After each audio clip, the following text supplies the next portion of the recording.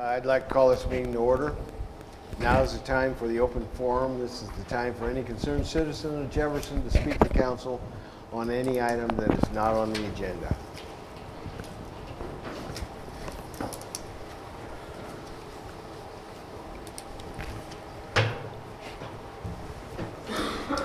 Good evening. I am Sarah Orch. This is Chris Perez Van Dam. I am a former resident of Jefferson, just moved back in May of 2023. We are addressing the city council about our dog, Boston, who is quarantined after a bite incident on Saturday, December 7th. Boston is an Australian Shepherd known for his herding breed. Saturday, he lightly nipped our neighbor, responding instinctively. My boyfriend and I provided immediate first aid and verified Boston's vaccinations with Officer Bigler. The neighbor involved chose to then seek medical attention. I'm going to go over just some key concerns. I do have a longer letter that I wrote out that you guys are welcome to take a look at. I just knew I wasn't going to be able to get it done in the allotted time. The first one is inappropriate quarantine conditions. Boston is a 3-year-old Australian Shepherd, vaccinated dog. He is confined at a facility where no true observation is conducted. The 10-day quarantine appears punitive rather than preventative, as his vaccinations are current and no signs of rabies exist. The second is poor treatment at the facility. Boston has been left unattended for extended periods, displaying distress, refusing food, and deteriorating in temperament. Staff limitations caused long periods without care, leading to unnecessary agitation. The third being city code and enforcement issues. The city's guidelines appear unclear, as Officer Bigler was unsure of proper protocols. The code states if the police department receives information that an animal has bitten a person or is suspected of rabies, the department is required to order the animal's owner to confine the animal for a period of 10 days at a veterinary clinic. We were not given a choice of where to take Boston, and he is not currently being held at a vet clinic as the code states. I am highlighting the need for updated and comprehensive city policies for handling such incidents. The fourth being disproportionate punishment. Repeat offenders in the city receive leniency and the opportunity to reoffend, yet Boston is penalized harshly for what seems to be a one-time instinctive action. Our request to the city council is reconsidering Boston's ongoing quarantine due to its negative impact on his well-being, as well as updating city codes to provide clearer, fairer guidelines for animal-related incidents. I am also emphasizing Boston's protective yet caring nature, supported by character references from others who know him, and appeals for humane treatment in resolving the matter. That's all I have for the summarized version. You are welcome to take a look at this letter I have wrote out, as well as the references that I have for Boston. Am I able to give that to anyone, someone? Okay.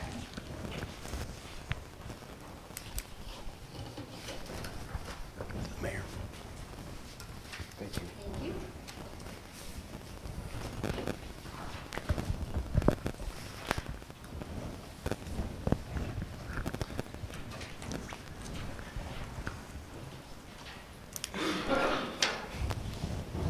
Do you have background on this, Mark? I'm sorry? No. Oh, okay. A couple things I would just like to clarify.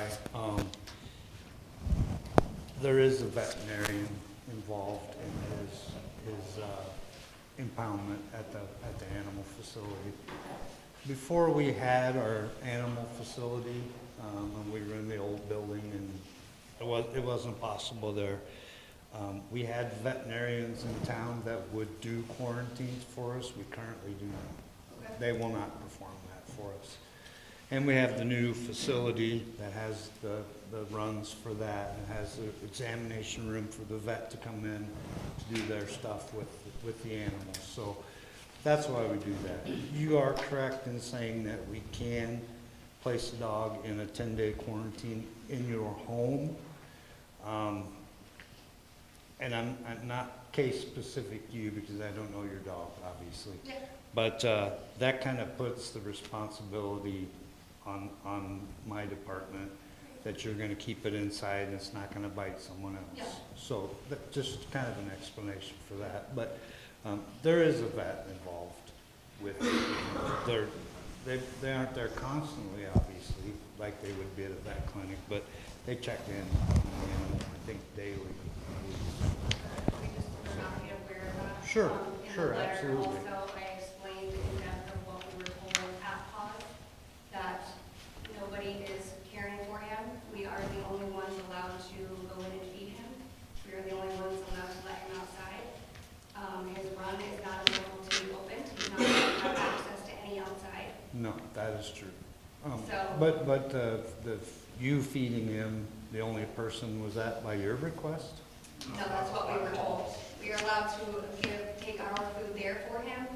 They are caring for the dogs in the facility, and there's one next to him that is adoptable, but they are not giving him any sort of, they're not feeding him, watering him, that is all our responsibility.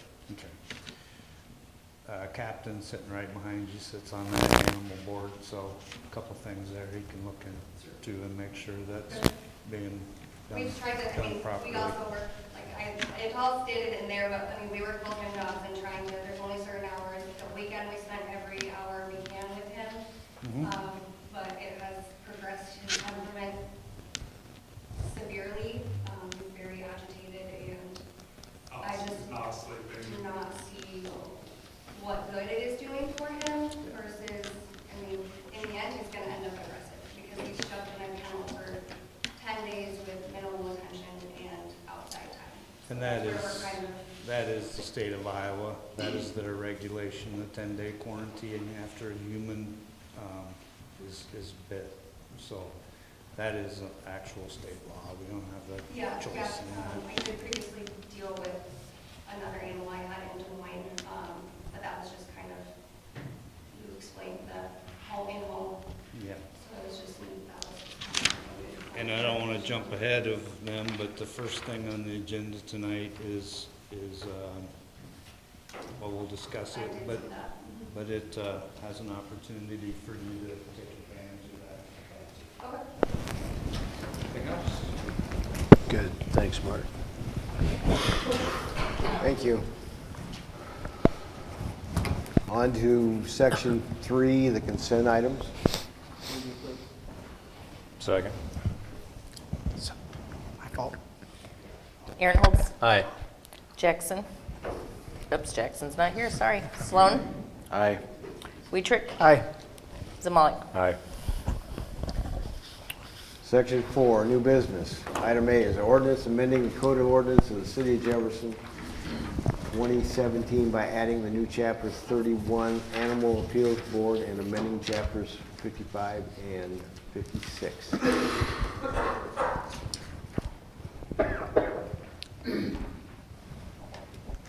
You sure can start there, Chief. I'll jump in if I have anything. Absolutely. Dave and Scott have both done a lot of work on this for us, and appreciate that, first of all.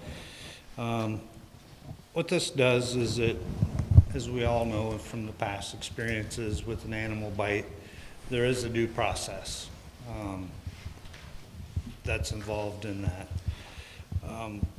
This is setting up a board, which basically is our law enforcement committee, sets up a committee, and that committee would hear the animal. If a dog bites a human and they want to come and try to get the dog deemed vicious so that it can stay in town, which we all know how that works, and the things that go along with keeping the dog after that reversal is made. That would be done in front of this committee now. There's a lot of good language in there, I feel, about recusing yourself if you, like if I took the call for the animal bite myself and did the investigation, obviously I'm not gonna sit on that board during that particular event. So there's a sheet that was come up with for that the owner of the dog is given this sheet. They have to go through and take care of a lot of steps before that meeting can attend. We can set up that meeting and attend it. Things on there, City of Jefferson animal licensing, rabies.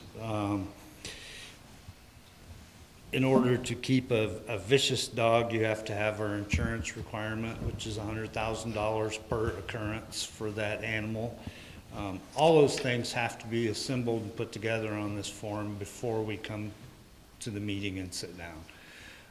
And then basically it'll be like what's happened in the past. We'll hear from the animal owners, we'll hear from both sides of the event, and we would make a ruling at that point. So, Dave, you want to add? No, I think your points are really good, Mark. There's a process in there. If somebody on that appeals board was involved in the investigation in any way where they could be a witness, then obviously there's a mechanism for them to recuse themselves and have a substitute. I think that this does a fair job of streamlining the process for a couple of reasons.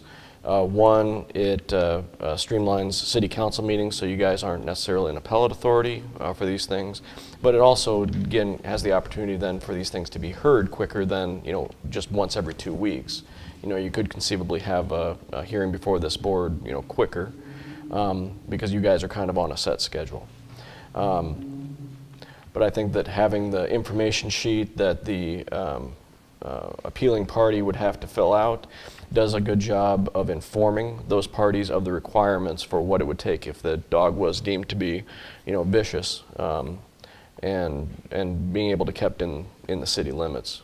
Just like Mark said, it introduces them to the requirements of the kind of run, the kind of pen that would be required, the kind of leashing, or tie-out laws. And then also the insurance requirements, because we've had instances where folks have shown up and said, yeah, I'll do whatever it takes, and then they learn of these responsibilities, and all of a sudden that's just not on the table anymore. So I think it does a good job of giving both parties an opportunity to be heard, definitely working through the city's due process requirements, but also being very fair to everybody involved. And this would be kind of trying to mirror what they do up in Fort Dodge. They have something similar where if they have a dog bite up there, that's not going before the city council in Fort Dodge, that's going before this board. So just a couple comments on this too. This certainly is a public board. All the meetings of the appeals are public. Matter of fact, there's a public notice that is published in the paper about each time that we would have an appeal being heard. So it is public in that regard. The board would make a decision then. It could be to affirm the decision, deny the decision, or change the decision. But they would make the decision then, and if either party would seek a further appeal from that further appeal would go to district court. And to be clear, this is not the city or this committee standing in the shoes of the criminal courts. Just like you guys make decisions regarding whether a dog is vicious or not, that's all this board does. It doesn't absolve any kind of dog bite citation that would be issued by the Jefferson Police Department. That still gets worked out through the criminal courts here in Greene County.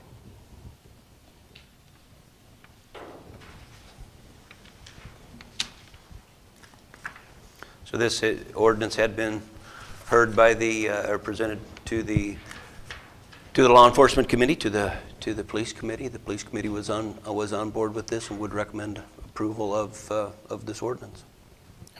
It'll still need to go through your readings, obviously, but.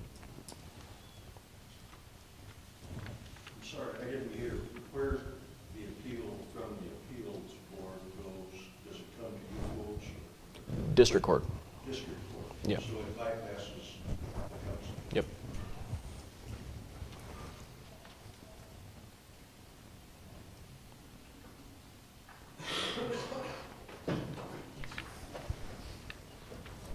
Motion would be to approve first reading, or? Yes. Yep. I second. Oh, that was a motion to approve first.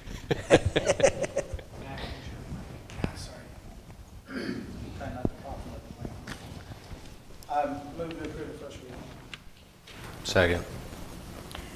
Sloan, Aye. Weitrick, Aye. Zamalik, Aye. Aaronholtz. Aye. Is there any intention to waive the next two readings? I would let it go 3. Yeah, Go three? I think it's probably a Yeah. good idea. Okay. Yeah. On to item B is a resolution approving amendment to the Economic Development Community Development Block Grant Program Agreement with the Jefferson City View Properties LLC. Like to give a little overview on that? Sure. This is one that's been kind of on the back burner for a while. There was actually an increase of the award from $435,000 up to $500,000. This just amends the agreement with the city. This came through from economic development from the state, where the city is basically the middleman for the funds.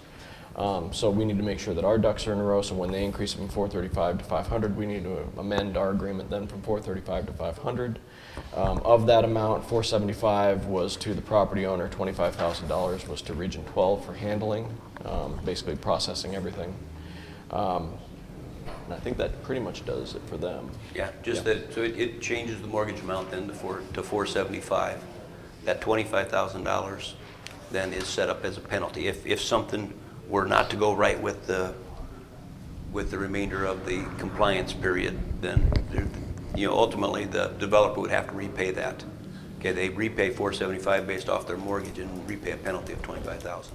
But it is all accounted for. This is the City View project across the street, which has been, of course, complete for a couple of years. So we're well into the compliance period on this now, and just really making the needed changes to the agreements.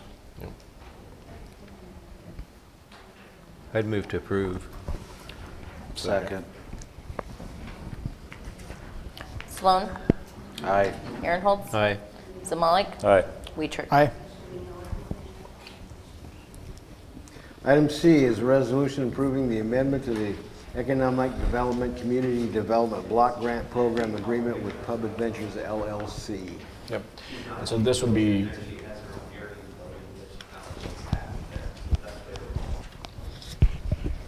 very similar to the City View property. There's no increase in the award here. It was always $500,000. Changes that 475, 25, just like the 200 East State across the street. One thing that it does do, though, is that there was a change in their program where originally it was 5 years for the affordability program that they had to live within. It's now 3 years for affordability on the upstairs apartments. So we've reduced that from 5 years to 3 years, but that's only being in line with what the state provides to us. It's not something that we do on our own. So again, just moving this to be in line with what the state has for their agreement. Move to approve. Second. Aaronholtz, Aye. Weitrick, Aye. Sloan, Aye. Zamalik. Aye. Item D is a resolution approving facade rehabilitation grant for 121 East Lincoln Way. Yeah, so this is a request for Tim Heisterkamp. The council had originally approved a facade application of $134,733 for the restoration of his building.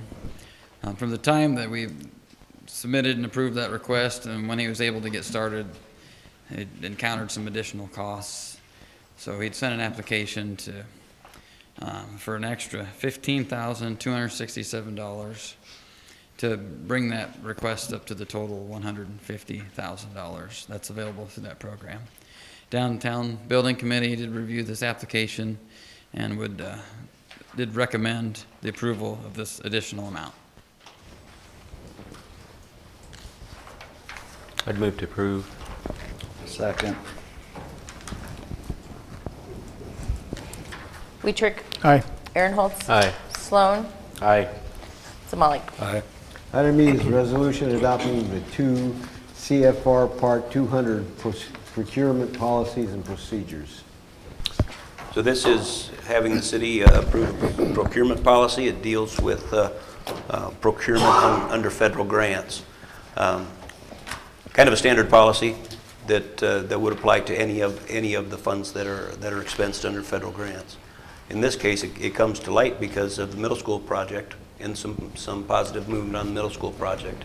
But they do need to enter into some contracts by the end of December, and this would need to be in place for them to meet the procurement requirements.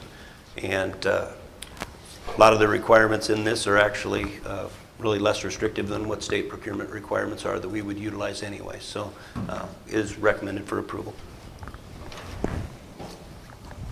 Move to approve.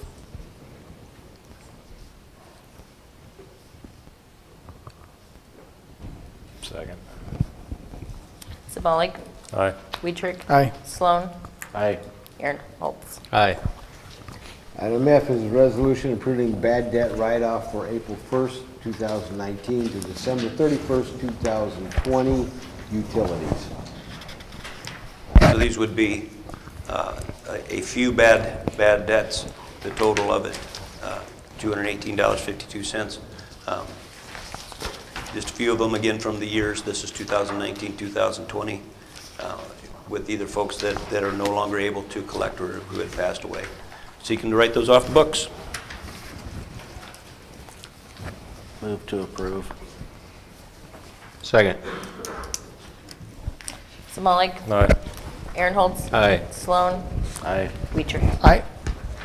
Item G is consider approval of pay estimate 22 to Shank Constructors Incorporated for $579,254.16 for the wastewater treatment plant project. So this is for work completed through the month of November. Some of the items that are included in this are aeration tank coatings, miscellaneous concrete work on the site, piping to the aeration tank, mixed liquor tank piping, biosolids loadout work, some electrical work, replacement on the digester, a skim coating on Clarifier 3, and a bunch of other small miscellaneous items.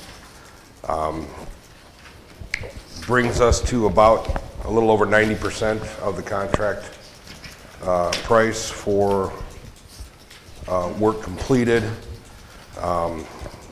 and we would recommend payment. If there's any questions. Rick, yeah. Yeah, there's a difference of over $300,000 on the memo compared to the notice. The memo was incorrect. Yep.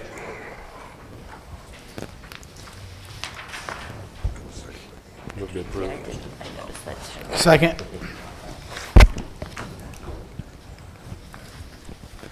Sloan? Aye. Zamalik? Aye. Weitrick? Aye. Aaronholtz? Aye. Item H, capital improvements plan. So we had, of course, went through this, the capital improvements plan in detail last week when we got together for our planning session. What the council had wanted for some action, then we would go ahead and consider the capital improvements plan and really consider the plan as far as in endorsing the concepts that are presented in the plan. And if the council would want to take that action tonight, that'd be great. Otherwise, I'm available to answer any questions if anything has arisen that you would like some answers to.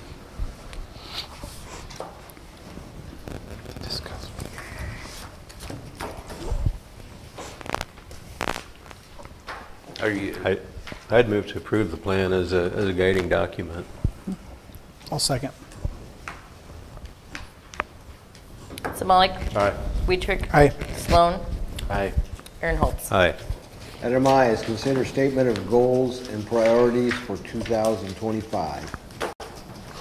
On page 46 in your packet was a proposed statement of goals or priorities, and would really just open this up for discussion. That those items that are listed here were goals that were identified when we got together last week for goal setting, as well as several items that were included then as holdovers from the current year.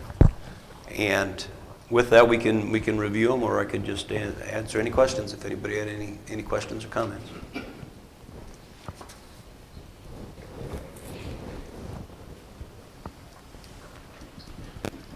I think it's a very fair representation of not only the things we talked about, the new items that are on there, but making sure that we're keeping up with the projects that aren't quite finished yet and that we don't lose track of those. I think that's important to be part of this whole process. So the list looked good to me. I know there's other things out there, but if we're looking at the top 10 or 12 items, I think this captures it pretty well.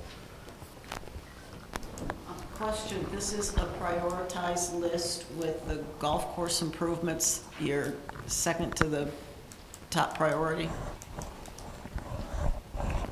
I don't know if they're in priority order. It's not necessarily I- ranked, correct? Okay. No. No. they're Oh, these not- are not ranked? They're not ranked, no. They Just a would- they list. would- In no particular order. yeah.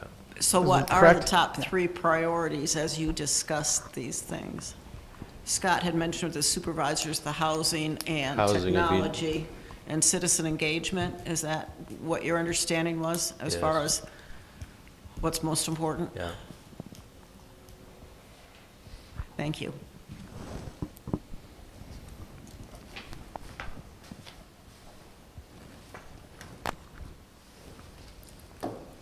Do you think we need to go back and prioritize 1 through 12? I mean, we work on all of them. Sure, I'd say not as on a- my as a- behalf. As a priority 1, quite That's- frankly. Yeah, Yeah. that, I guess I'd look at these things as 11 items that would be worked on over the upcoming year, and we'd address them all. Yeah, but I think the things you addressed were the things that got the most discussion and the most attention, so.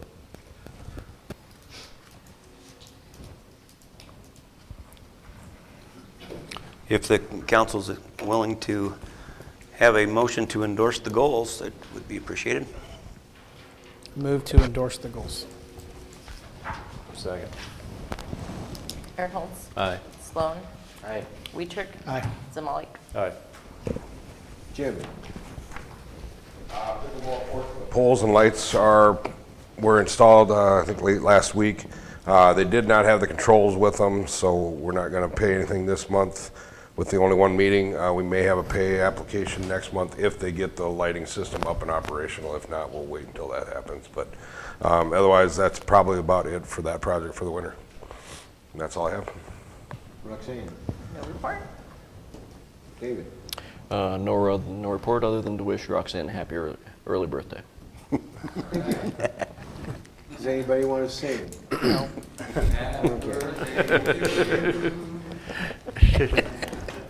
Did you say happy jury day or happy birthday? The former. Scott? Hey, just a couple things. We had talked about dissolving the Greene County Recycling Agency, and we're having our meeting of the recycling board tomorrow, which would actually formally begin that process. And then likely takes probably 60 days after that to actually be dissolving the agency as we work through some of those processes. And really my only other thing is about a project up on North Vine Street, if you want to explain that one, Chad. 506 North Vine, which was former Gerald Wright property that's been a nuisance property for decades. It's kind of sat behind the former Dairy Queen location. City acquired that. We've had the asbestos abatement done on that, and hopefully within the next couple of weeks, that house will be gone. So. And that'll be the future location of, there'll be 2 side-by-side Origin homes. City owns a adjacent lot, so next spring, look for 2 new homes there. So when you see the house go out of there, we still need to provide an environmental study, and including soil borings to Origin. So you'll see a soil boring crew come on in there and get that taken care of, and that should occur here yet during the winter time. That'll all get attended to, with still the hope that we can transfer the properties and Origin can get ready to roll in the spring. Good. And that's it from me.